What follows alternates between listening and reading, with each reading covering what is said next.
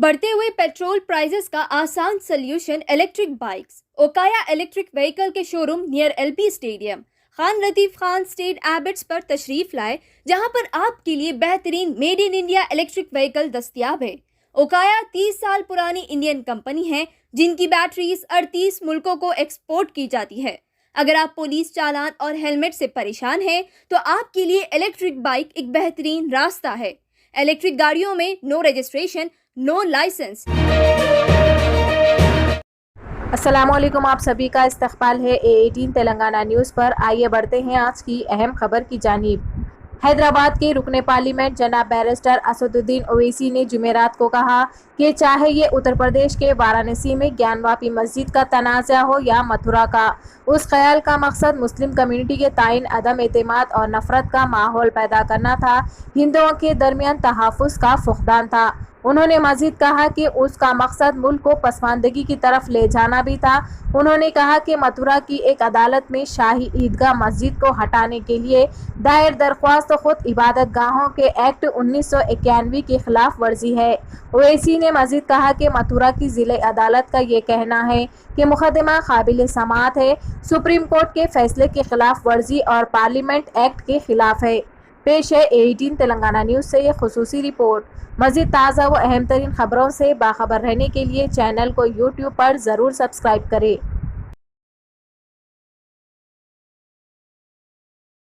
मथुरा के मामले में क्योंकि कोर्ट ने कहा कि उस प्ली को एक्सेप्ट करेंगे जिसमें लोअर कोर्ट ने उस प्ली को एक्सेप्ट नहीं किया था और 91 के एक्ट से कहा कि वो उसको कबूल नहीं करेंगे, तो डिस्ट्रिक्ट कोर्ट ने उसको कबूल किया और कहा कि वो देखेंगे कि क्या वो कृष्ण जन्मस्थान की जगह है नहीं। मैं बताना चाहूँगा कि संघ परिवार के लोग ये सब चीज़ें कर रहे हैं। जो पार्टी काशी में गई वही पार्टी यहाँ पर है, नंबर 1 पॉइंट।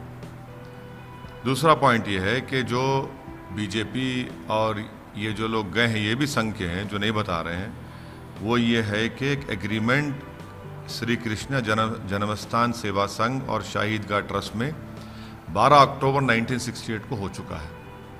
अब मुझे आप बताइए, जब श्री कृष्ण जन्मस्थान सेवा संघ वाले शाही ईदगाह ट्रस्ट से 12 अक्टूबर 1968 को कितने पॉइंट्स पर एग्रीमेंट करते हैं? करीब 8 पॉइंट्स के ऊपर, नहीं 9 पॉइंट्स के ऊपर। हाँ, 9 पॉइंट्स में आप देखते जाइए, उसमें लिखा हुआ है जन्मस्थान।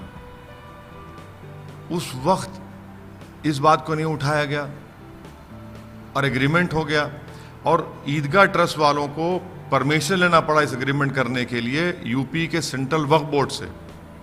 तो पहला उन्होंने क्या एग्रीमेंट किया कि जो नॉर्दर्न और सदर्न वॉल्स ऑफ ईदगाह के हैं वो ईस्टर्न साइड तक जाएंगे और एक्सपेंसेस मस्जिद ट्रस्ट बनाएगा। दूसरा उसमें कहा गया कि जो आउटसाइड नॉर्दर्न और सदर्न वॉल्स हैं, जो एरिया मुसलमानों के पास है, वो उसको खाली कराएंगे और जन्मस्थान सेवा संघ को देंगे। ये तीसरा इसमें यह कहा गया कि जो ज़मीन नॉर्दर्न और सदर्न वॉल्स में है, जो ट्रस्ट की प्रॉपर्टी यानी जन्मस्थान सेवा संघ की है, वो उसके ऊपर कोई क्लेम नहीं होगा।